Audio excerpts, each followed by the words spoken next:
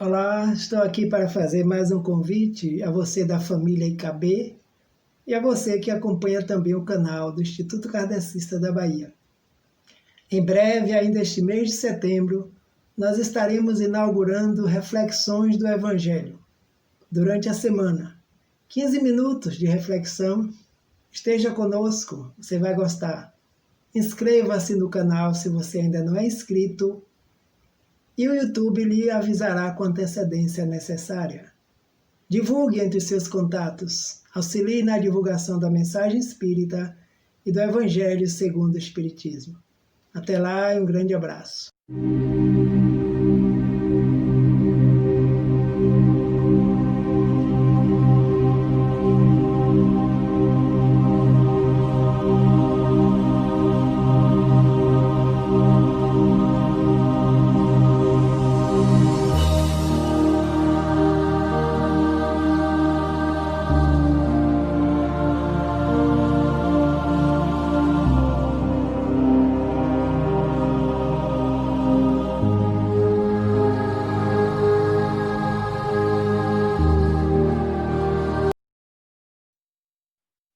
Minhas amigas, meus amigos do Instituto Kardecista da Bahia, demais amigas e amigos que nos dão a alegria de nos assistir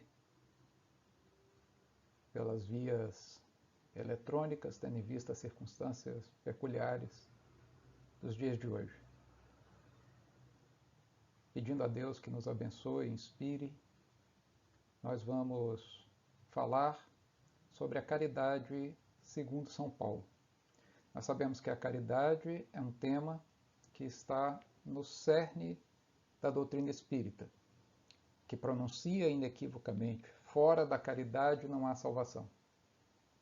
Nós espíritas não acreditamos que ser espírita, que ser afiliado a essa ou aquela religião, que praticar esse ou aquele ritual seja condição essencial para o nosso progresso, para a nossa evolução.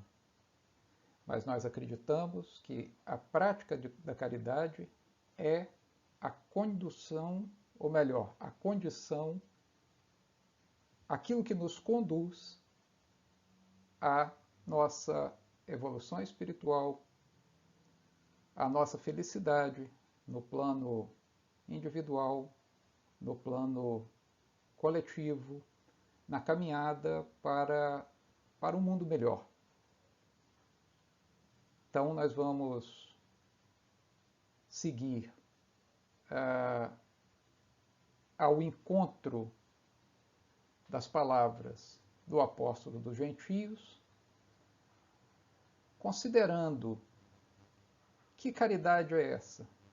O que é essa caridade que tem o poder de nos conduzir a uma condição existencial que nos aproxime conscientemente daquilo que somos em termos de essência divina, daquilo que pretendemos ser em termos de seguidores do Evangelho, de aprendizes com Jesus.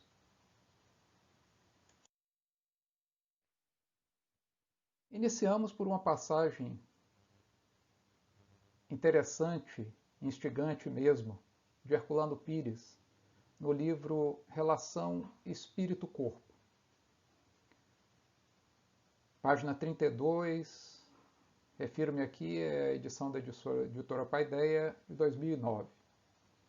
O homem não é um animal gregário, mas uma consciência desabrochante que deve articular-se com as demais, ou seja, com as demais consciências desabrochantes.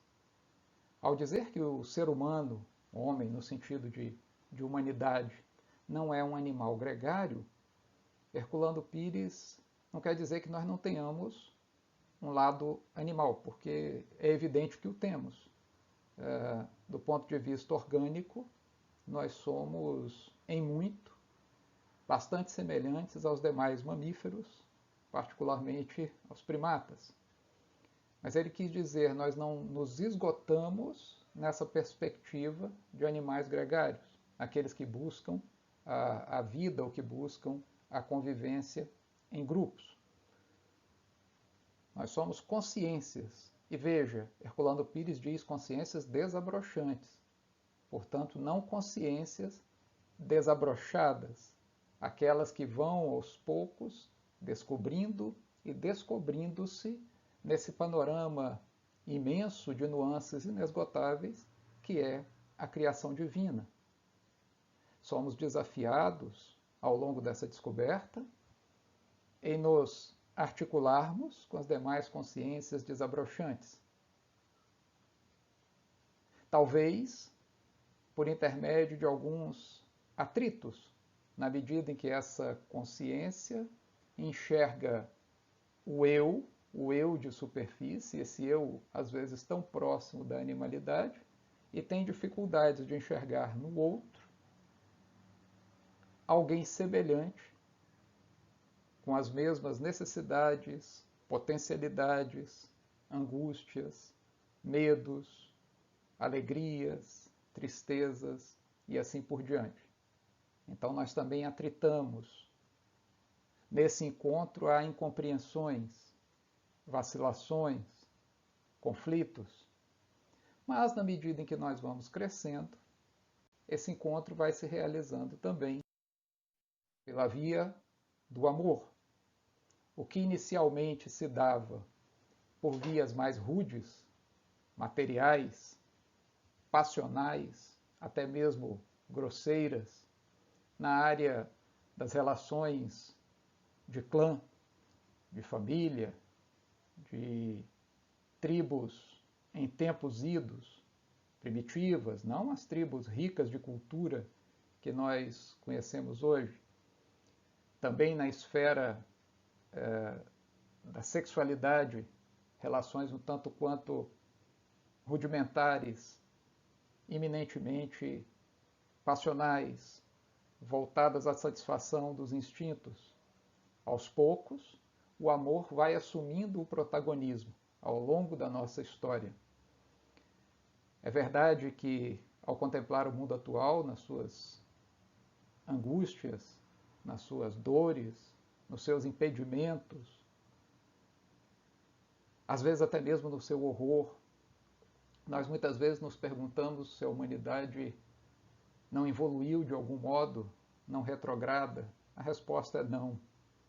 Como diziam os espíritos a Kardec, como disse o próprio Kardec, insistiu tantas vezes, basta nós darmos uma olhada na história para nós vermos que verdadeiros absurdos, formas de violência bárbaras, que pareciam normais, que pareciam razoáveis em outros tempos, hoje são consideradas anomalias e por isso mesmo nos espantam mais.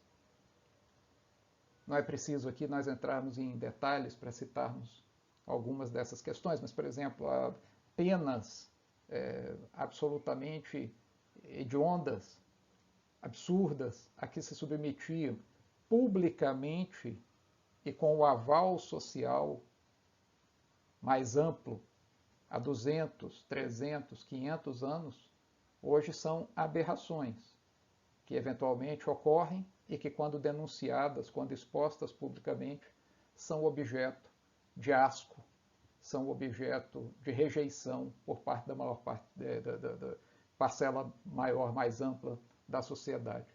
Então o amor vai assumindo protagonismo, aos poucos.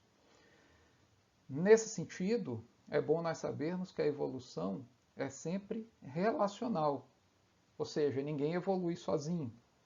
Portanto, no que diz respeito à evolução, nós não podemos adotar uma perspectiva solipsista, ou seja, fechados em nós próprios, acreditando que, bom, nós vamos orando, vamos fazendo a tão propalada reforma íntima, vamos nos aperfeiçoando individualmente e vamos torcendo para que a evolução dos demais e para que a evolução do mundo se realize, se materialize. Não é assim.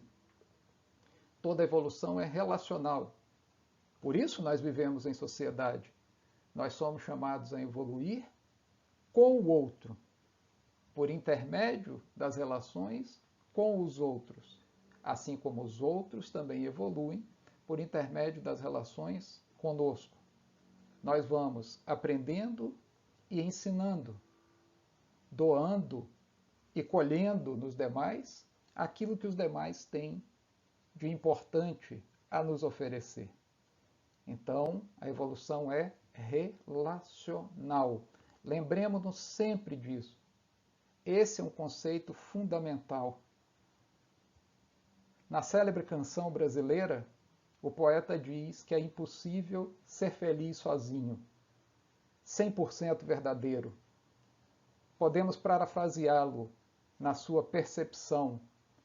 É impossível evoluir sozinho. Sempre evoluímos em conjunto.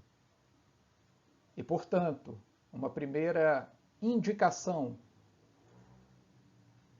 a caridade não nos permite deixar outros para trás. A caridade não nos permite pensar em um crescimento solitário e individualista, mas sempre em conjunto.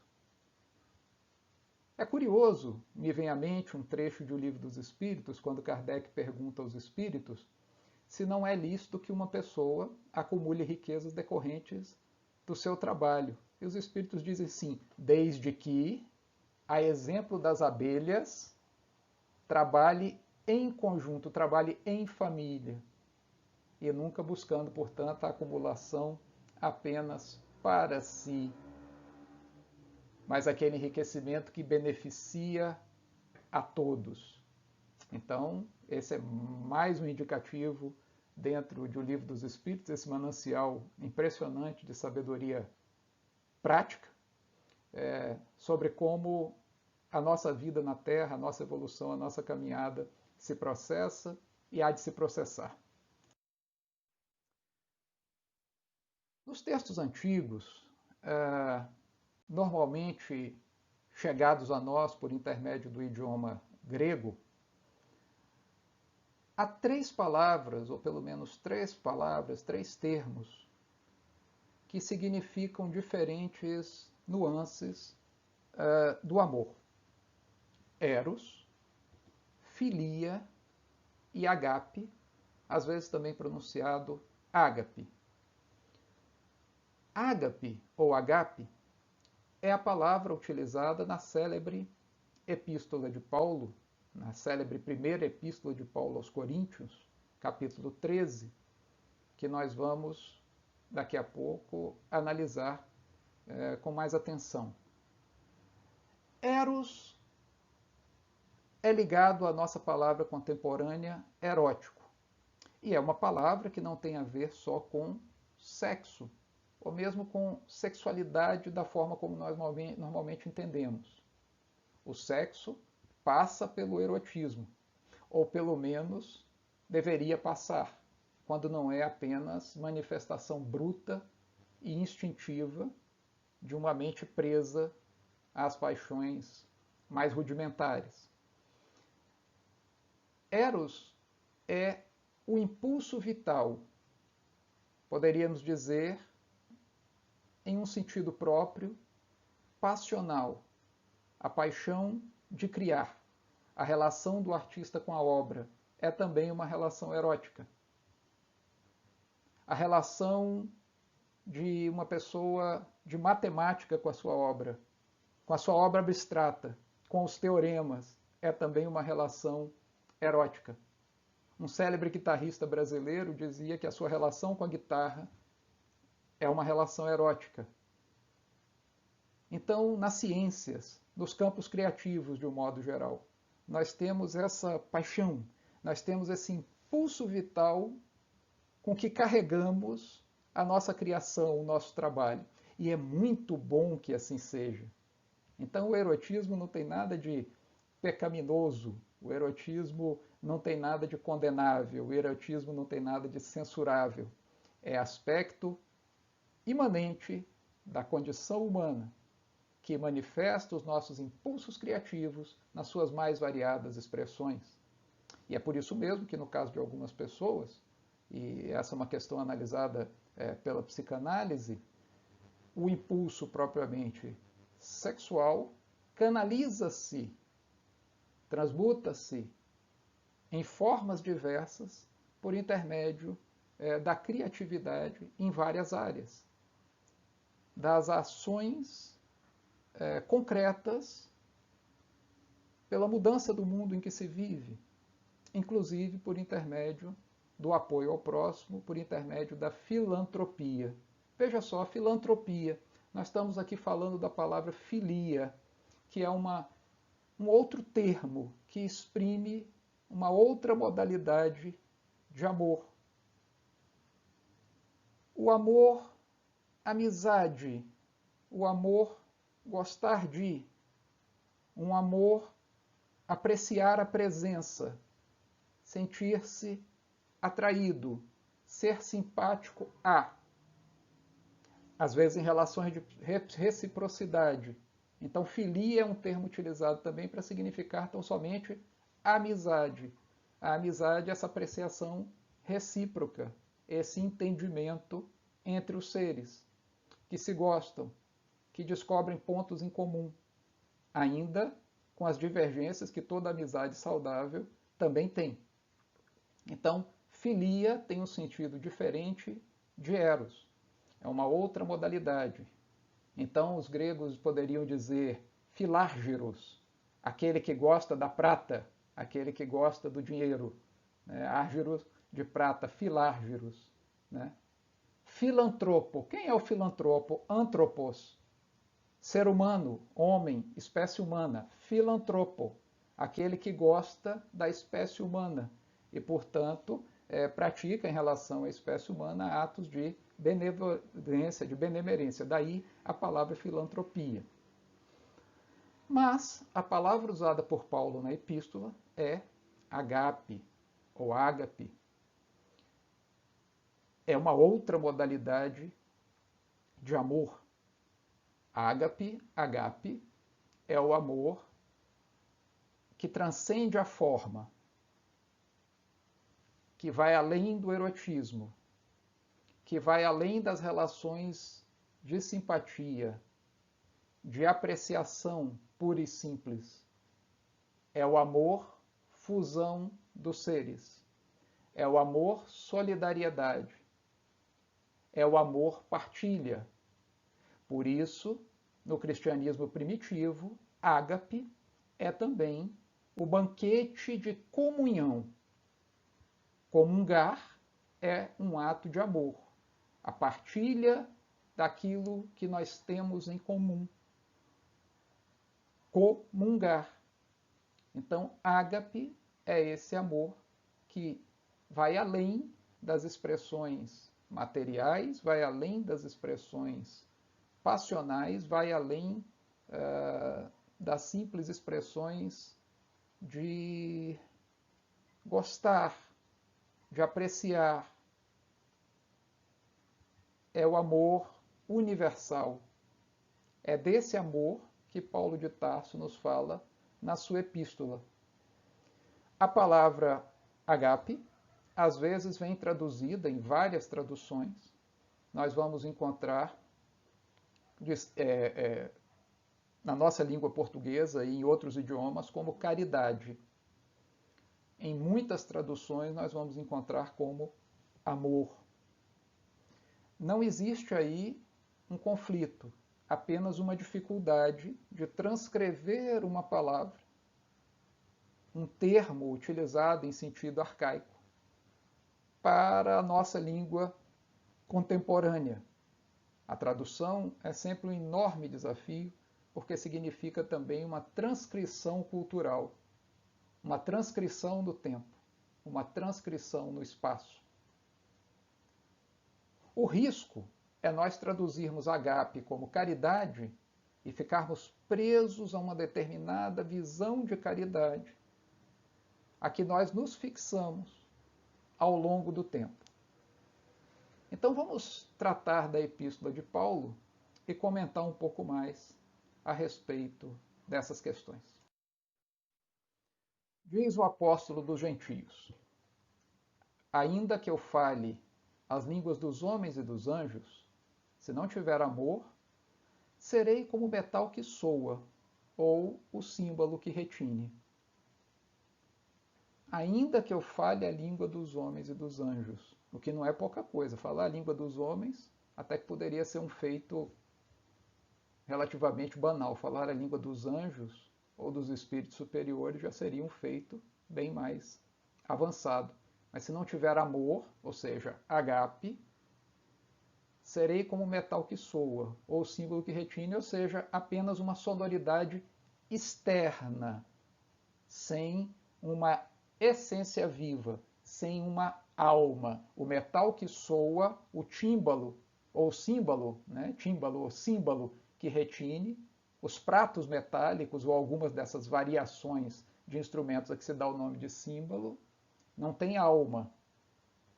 São corpos materiais que fazem um som característico, produzem um som característico. Nada mais do que isso. Não são por eles mesmos animados. Ainda que eu tenha o dom da profecia, entenda todos os mistérios e toda a ciência, e se tiver a fé a ponto de mover montanhas, se não tiver o amor, nada serei. Então também o conhecimento, ainda que nas suas mais elevadas expressões, ainda mesmo que permita o aprofundamento em certos mistérios, o que seria o dom da profecia, se não estiver acompanhado do amor, lastreado no amor, diz o apóstolo, isso não significa nada, ele não seria nada. E mesmo que tivesse a fé a ponto de mover montanhas, penso que o apóstolo está querendo dizer aqui, ainda que eu tivesse a capacidade magnética de manipular os corpos materiais no mundo, ainda que tivesse esse tipo de sabedoria, mas se essa sabedoria, se essa capacidade, se esse poder não estivesse lastreado no amor, não seria nada. E se eu repartir toda a minha riqueza para dar de comer aos pobres? E se entregar meu corpo para ser queimado? Se não tiver amor, isso de nada vale. Interessante, porque normalmente nós pensamos que repartir toda a riqueza para dar aos pobres, de comer, por exemplo, já é um ato de amor. E esse entregar o corpo para ser queimado? Eu posso estar disposto aos maiores sacrifícios. Mas será que esses sacrifícios a que eu estou disposto representam de fato, refletem um ato de amor? Essa é uma questão muito interessante que se nos coloca diante da leitura do texto paulíneo. Então é preciso decifrar o paradoxo aparente na fala do apóstolo. Porque, vejamos, entregar o corpo ao sacrifício pode ser um ato de desprendimento extremo. Desde que eu entregar o corpo ao sacrifício, nós sabemos que estamos provocando a uma coletividade um grande bem. Por exemplo, alguém que se sacrifica para salvar dezenas de pessoas no incêndio. Abrir uma porta, procurar um contato, dar o último telefonema no aparelho que está justamente na sala, da onde se sabe que não vai ser possível sair depois desse pedido derradeiro de socorro. Pode ser um gesto de desprendimento extremo, carregado de amor, carregado de fraternidade, carregado de solidariedade. Mas, em alguns casos, entregar o corpo ao sacrifício, autoflagelar-se, por exemplo, é puramente fruto do fanatismo, não significa que esse gesto esteja carregado de amor. Posso entregar o corpo ao sacrifício para aparecer, num último gesto de expressão da minha vaidade. Uma loucura, um tresvario, mesmo sabendo que vou morrer. Então, nem sempre o gesto de sacrifício é um gesto de amor, pode ser fanatismo mesmo, pode ser exibicionismo. Repartir com os pobres poderia ser talvez até um gesto de comodismo. Administrar essa riqueza me incomoda, não sei como administrá-la bem. Recebi uma herança, mas não quero nada com isso. Tenho preguiça. Prefiro pegar uma parte do dinheiro para mim, viver, como se diz, bem, o resto da vida, e o resto, ó, tanto faz. E posso fazer isso de uma maneira inconsequente, posso fazer isso de uma maneira frívola, sem procurar os meios mais adequados, sem procurar os meios mais construtivos, sem refletir sobre as consequências do ato de doação. Nesse caso, pode ser preguiça, pode ser uma forma de exibicionismo por causa da minha indiferença em relação ao que dinheiro representa para mim, mas não é o legítimo desprendimento.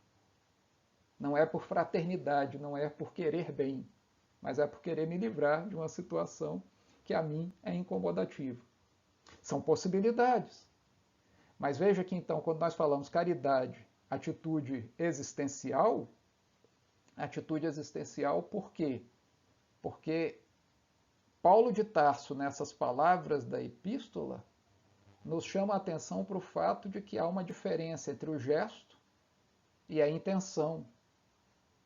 O gesto e a condição interna daquele que o pratica.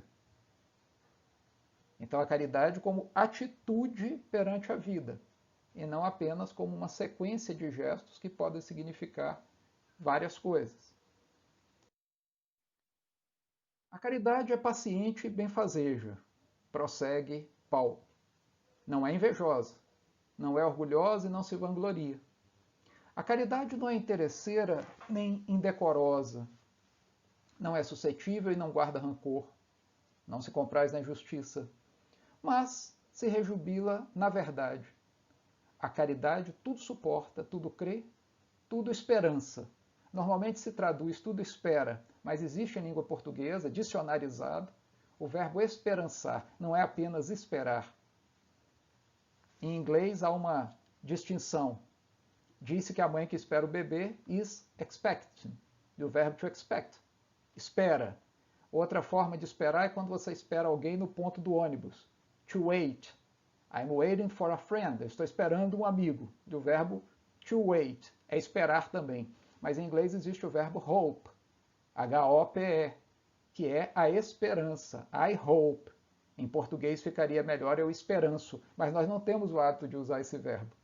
Mas existe, está dicionarizado. Então a caridade tudo suporta, tudo crê, tudo esperança. Bom, paciente e benfazeja.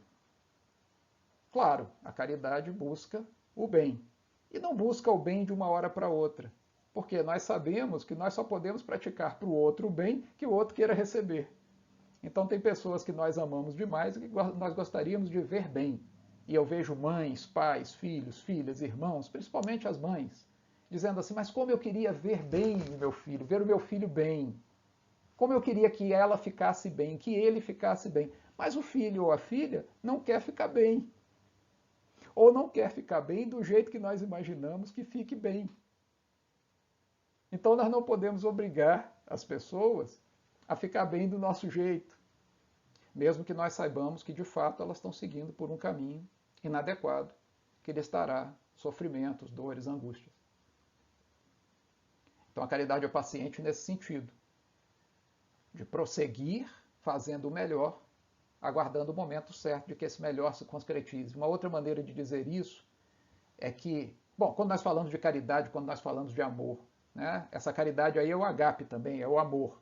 Nesse trecho aí eu coloquei caridade, de algumas traduções, mas também é o amor. O que nós queremos dizer quando nós dizemos assim que o amor é paciente? É uma outra maneira de dizer o seguinte, o amor semeia,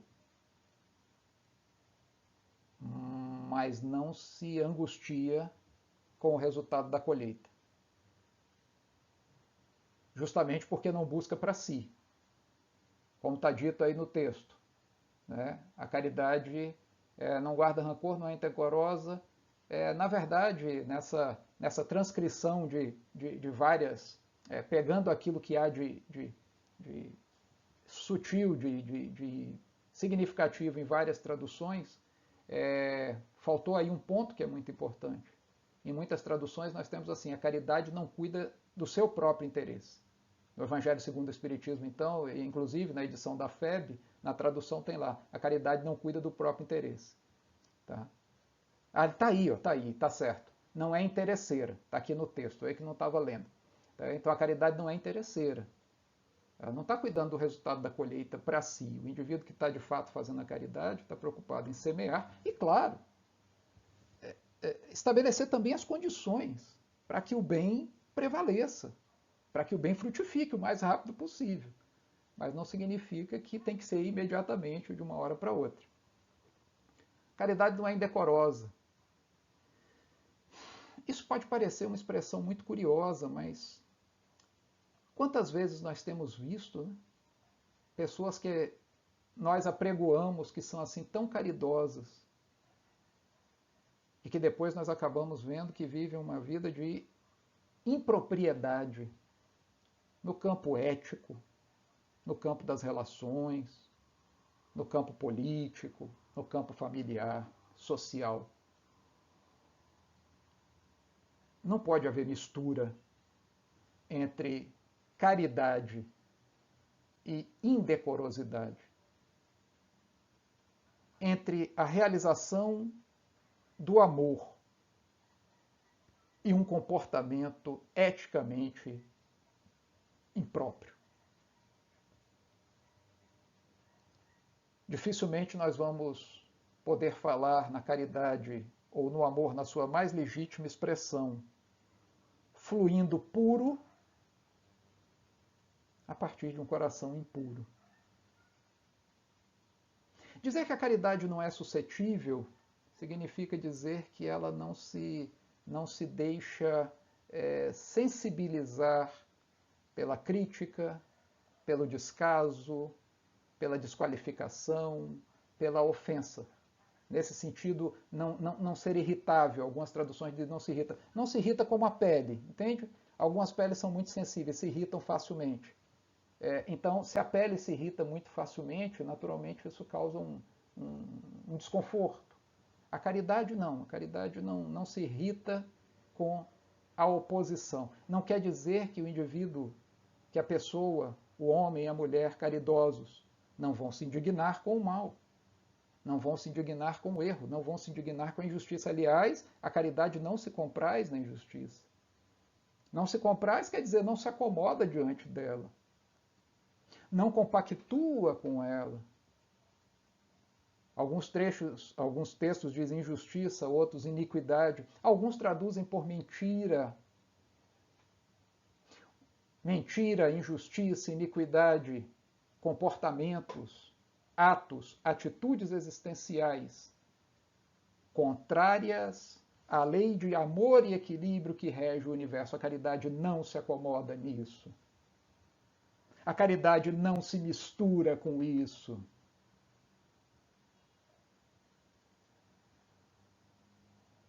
Aonde houver conivência com o erro, com a injustiça,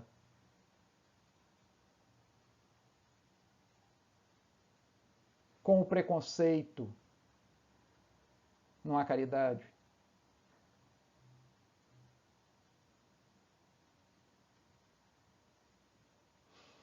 A caridade não guarda rancor. Algumas traduções, não pensa mal. Quer dizer, a caridade não vive remoendo o mal. Não quer dizer que a mulher, o homem, caridosos, não enxerguem o mal. Jesus disse, sede mansos como a pomba e astutos como a serpente. Nós precisamos enxergar o mal para preveni-lo, para nos precatar contra a sua ação. Não quer dizer que fazer a caridade, ou que ser caridoso, ou que ter uma atitude amorosa, caritativa diante da vida, nos faça tolos, nos faça joguete na mão das pessoas que querem fazer o mal e que têm o mal como divisa, como estatuto, digamos, definidor da sua vida, de jeito nenhum. Né? Quer dizer que nós não vamos viver pensando o mal. Nós não vamos justamente nos enfronhar no mal. Nós não vamos deixar que os maus pensamentos façam ninho na nossa cabeça, que os maus sentimentos façam ninho no nosso coração. É buscar o bem, mesmo em meio ao mal. é desejar o bem para os maus, mas o que não significa deixar que o mal corra solto ou que os maus façam do mundo, da vida, na esfera privada ou na esfera pública, aquilo que bem entendem. Porque se nós deixamos que o mal corra solto e os maus façam aquilo que bem entendem na esfera privada ou na esfera pública, nós estamos contribuindo para que eles se comprometam cada vez mais frente à própria consciência. Então, muitas vezes, diz o Livro dos Espíritos, o Evangelho segundo o Espiritismo, é necessário coibir as manifestações do mal, até com força pedagógica, para que os maus também se corrijam e para que nós possamos efetivamente elevar o nosso padrão civilizatório. A caridade é amor em movimento. Tive a alegria, tive a satisfação de conversar um pouco sobre essa questão com o nosso querido Raul Teixeira. E nós dizíamos, a caridade, amor em movimento. Ele me disse, Cláudio, o que é a caridade? Nada mais, amor em movimento. Amar.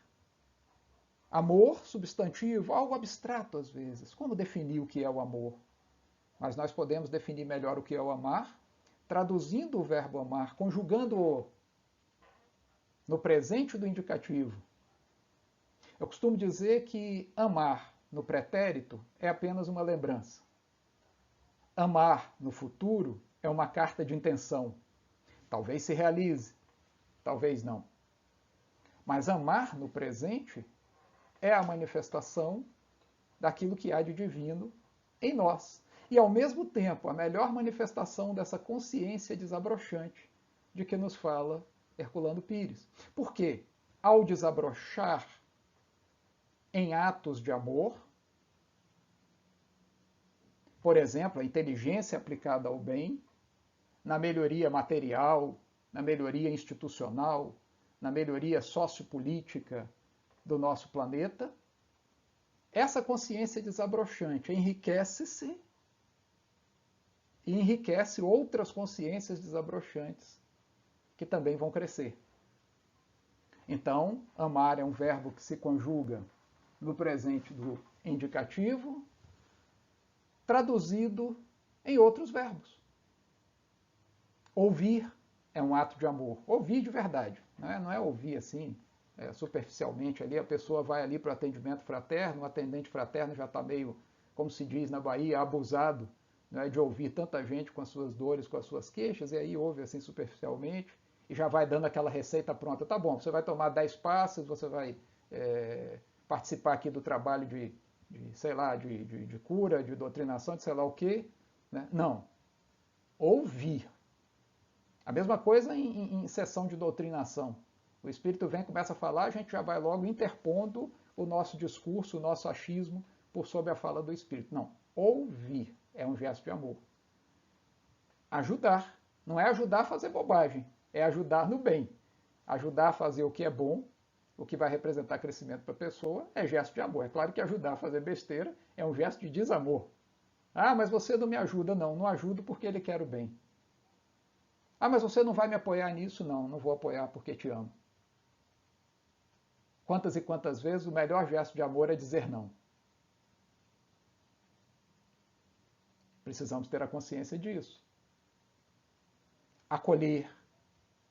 Acolher afetivamente, acolher na dor. Tem uma coisa curiosa, acolher na alegria também. Às vezes a pessoa está muito contente, nós estamos passando por um momento difícil, não estamos tão contentes assim. E nós temos dificuldade, então, de acolher a alegria do outro espontaneamente e fazendo da alegria do outro nossa própria alegria. O que diz o apóstolo? A caridade não é invejosa. Se a caridade não é invejosa e aconteceu alguma coisa na vida do outro que é bom realmente para o seu crescimento, não são essas alegrias de superfície, às vezes até por fatos que futuramente vão se confirmar como fatos infelizes. Não. A alegria é por algo realmente bom. Uma conquista alvissareira.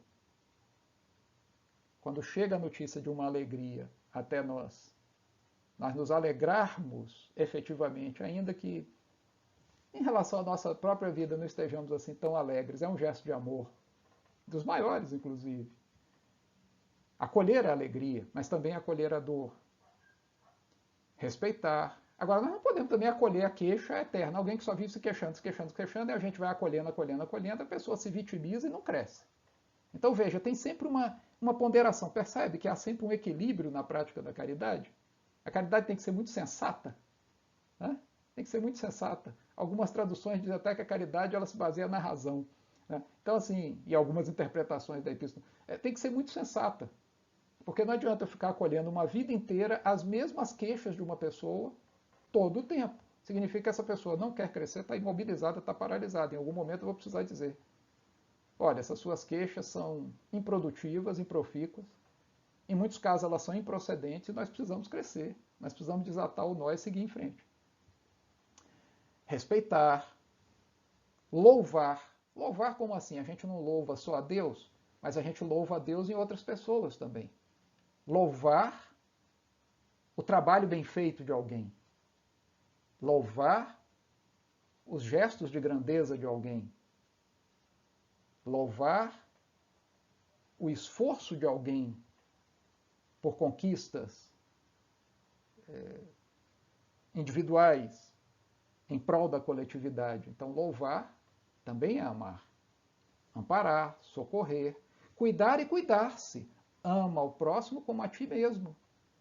Vamos lembrar da caridade em relação a nós, hein? Vamos lembrar do auto-amor, hein? Que não é orgulho, não é vaidade, não é amor próprio no sentido de egoísmo, no sentido de vaidade. Não, auto-amor, o amor em relação a si mesmo é muito importante. A caridade também. Nós precisamos nos respeitar, nós precisamos amar a nós próprios, porque nós somos criaturas de Deus aqui na Terra e precisamos do alto amor e do respeito próprio para crescer e para fazer aquilo, cumprir as nossas missões. Vou colocar assim de forma resumida. Porque quem não se respeita a si próprio, quem não cultiva o alto amor, acaba não cumprindo suas missões.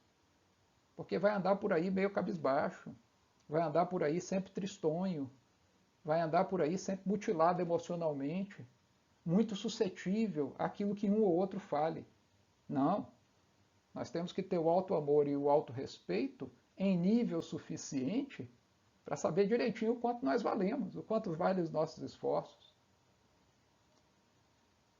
Agora, bom, ensinar, aprender, tudo isso são gestos de amor. Para nós não nos prolongarmos demais, recusar também pode ser um gesto de amor, rechaçar, resistir ao mal que se queira fazer com a nossa participação, com a nossa conivência, com a nossa complacência.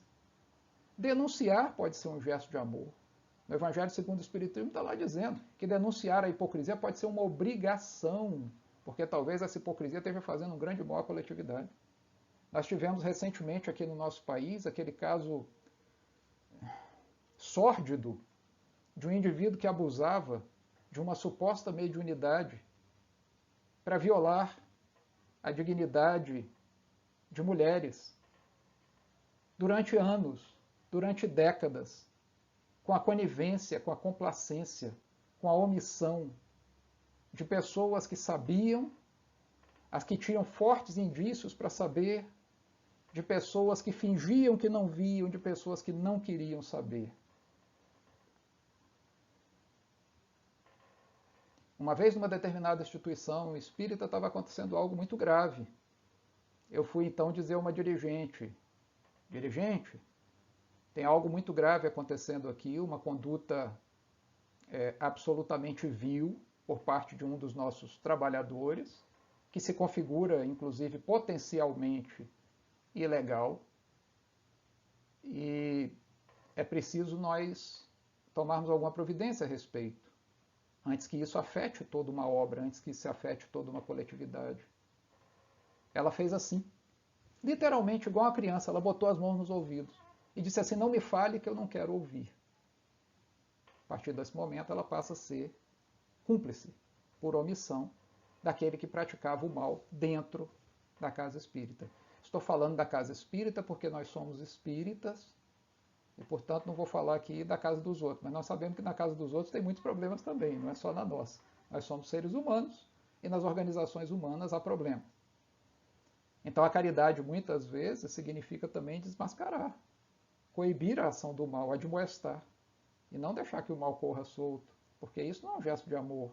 Isso é um gesto de displicência, de descaso. Você sabe que o contrário do amor, muita gente pensa que é ódio. O filósofo Baruch Spinoza já dizia que o ódio e os maiores ódios são os maiores amores pervertidos. Então o ódio não é o oposto do amor, o ódio é uma confusão do amor. Mas então qual é o oposto do amor? O oposto do amor é a indiferença. A indiferença pela dor alheia, a indiferença pela alegria alheia, a indiferença pelo bem-estar do outro, da humanidade. Isso é o oposto do amor. Isso é uma condição desumanizante. Porque o próprio da condição humana é aprender a amar como consciência desabrochante. Acho que é interessante para nós vermos como que Deus age de múltiplas maneiras. Planejava ontem a gravação e começava a preparar os slides da gravação dessa nossa fala que vocês assistem nesse momento. Um amigo me telefonou. Falamos um pouco, depois ele me mandou uma mensagem me pedindo, me perguntando sobre Herculano Pires. Ele é espiritualista, mas não é espírita, não conhecia Herculano Pires, só sabia assim de nome, e me pediu referências. Eu dei as melhores referências, gosto muito do trabalho de Herculano Pires, acho que é importante, tem que ser muito mais estudado. E quando eu fui procurar na estante algumas referências de livro para indicar para ele começar a ler Herculano Pires, me deparei com esse livro, Relação Espírito-Corpo. E ao abrir o livro, essa frase que nós trouxemos aqui estava grifada. Veja só. Tinha estudado isso há muito tempo, não me lembrava. Por causa do contato de um amigo, essa frase veio parar aqui na nossa apresentação, falando das consciências desabrochantes que somos nós. São os emissários de Deus agindo por intermédio dos amigos. Veja como que o amor se consolida aí num grande campo, numa grande rede. A evolução individual e coletiva altera as nossas demandas, renova possibilidades para a prática do bem, o mundo muda. Então as possibilidades e as necessidades mudam. E com isso, muda também as formas de praticar caridade. Não só aquela que nós estamos acostumados, da doação, da sopa, do pão, do enxoval, tudo isso é muito importante. Do ensino profissionalizante, tudo isso é muito importante. Mas há também outras formas de caridade na vida privada. E há outras formas de caridade na vida pública. Submetermos-nos aos sacrifícios necessários no exercício do nosso papel, como servidores públicos, por exemplo, dentro dos princípios de honestidade, buscando a melhor produtividade para atender às necessidades daqueles que nos procuram, daqueles pelos quais somos corresponsáveis como lidadores dos serviços públicos. Isso é caridade, porque às vezes nós temos que nos submeter a alguns sacrifícios. Mas, Cláudio, nós somos profissionais, isso quer dizer que nós não podemos também ter as demandas profissionais? Uma coisa não se opõe à outra. As demandas profissionais legítimas e justas podem perfeitamente ser conduzidas pelos meios éticos, pelos meios legais. Não significa que nós não podemos fazer um pouco mais do que aquilo que seria meramente exigido. Ah, mas eu já trabalho tantas horas. E em algumas áreas do serviço público o salário não é compensador. Certo, mas isso não impede você de tratar com gentileza o paciente, a paciente, o idoso, o estudante, aquele que busca uma informação. Porque quanto mais nós lastrearmos o nosso trabalho na caridade, nesse amor em movimento, mais nós conquistaremos estofo moral para que as nossas justas reivindicações possam ser atendidas. Se nosso trabalho for simplesmente uma rotina para ganhar dinheiro, bom, vai dificultar um pouco o atendimento às nossas reivindicações. E pior ainda, se nós estivermos fazendo o mínimo apenas para manter o nosso emprego, aí nós não vamos ter estofo moral para reivindicar nada. Então nós precisamos de ponderação. Tudo tem um equilíbrio. Mas a caridade significa fazer pelo outro aquilo que esteja ao nosso alcance fazer. Também na vida profissional. A vida profissional aí de servidor público foi só um exemplo, porque sou um servidor público na área educacional. Todos sabem, sou professor da Universidade do Estado da Bahia. Mas esse foi só um exemplo. As chances ou as oportunidades de praticar a caridade, elas estão em toda parte. Ouvir alguém que está numa situação de desespero, pedir a inspiração para dar bons conselhos. Poxa, mas ouvir essa pessoa agora está atrapalhando um programa que eu já tinha combinado com alguém. Atrapalhando, veja como que nós... Né?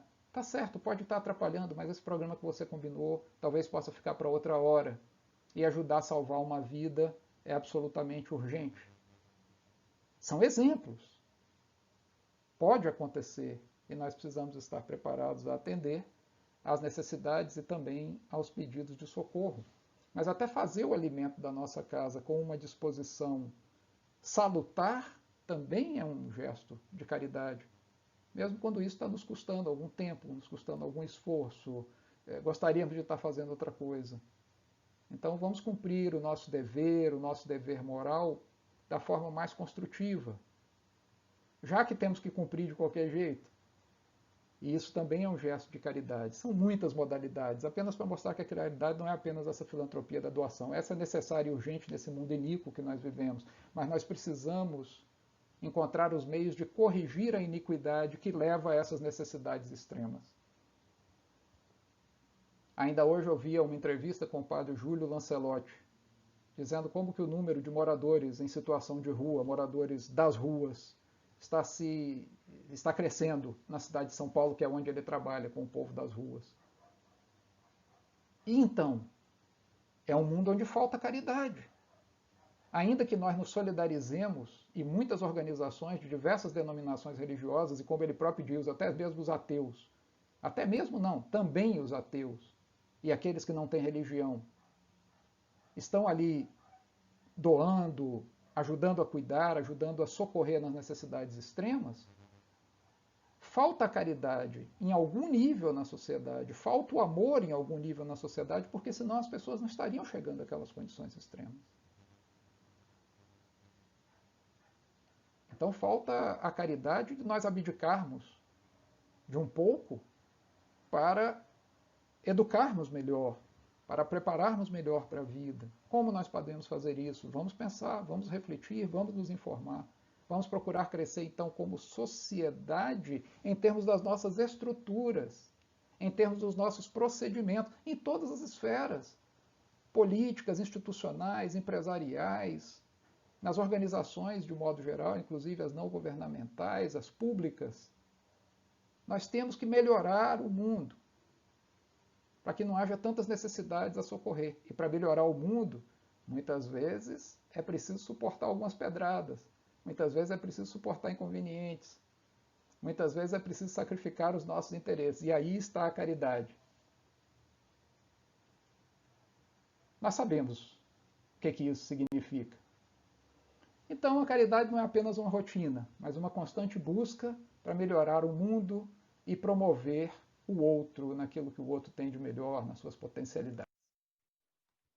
E nós chegamos ao epílogo aqui da nossa fala, com essa frase do psicólogo social, psicanalista há muito desencarnado, Erich Fromm, em um livro célebre, já deve ter 60 anos, mais de 60 anos de publicado, chamado A Arte de Amar.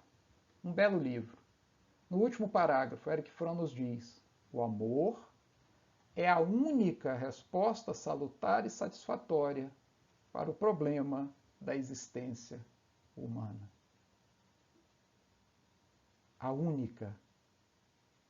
Veja como essa fala de um homem que não é propriamente um espiritualista no sentido habitual do termo, não era espírita com certeza. Veja como essa fala converge com a fala espírita. Fora do amor ou fora da caridade não há salvação, que essa salvação é a solução do enigma da condição humana. Consciências desabrochantes no mundo, em articulação solidária com outras consciências. Com essa bela frase de Erich Fromm, nós encerramos aqui as nossas reflexões a respeito de um tema tão rico, agradecendo pela atenção, pela consideração dos que estão conosco, dos que estiveram conosco ao longo dessa fala. Se gostarem, se acharem que há algo construtivo aqui, façam a gentileza, quem sabe até a caridade, o gesto de amor, de compartilhar com as amigas, com os amigos, com seus familiares, para que possamos refletir um pouco mais em torno desse tema central, resposta única, salutar e satisfatória para o problema da existência humana. Que Deus nos abençoe. Ficam aqui nossos contatos. Não sou frequentador habitual de redes sociais, mas meu e-mail fica à disposição para as pessoas que eventualmente quiserem fazer comentários e que quiserem trazer também as suas reflexões, me brindar com perguntas que porventura eu possa ajudar a responder. O Twitter, onde estou bem pouco ativo, mas que também é um canal de comunicação. Que Deus nos abençoe, que a paz permaneça conosco. Muito obrigado.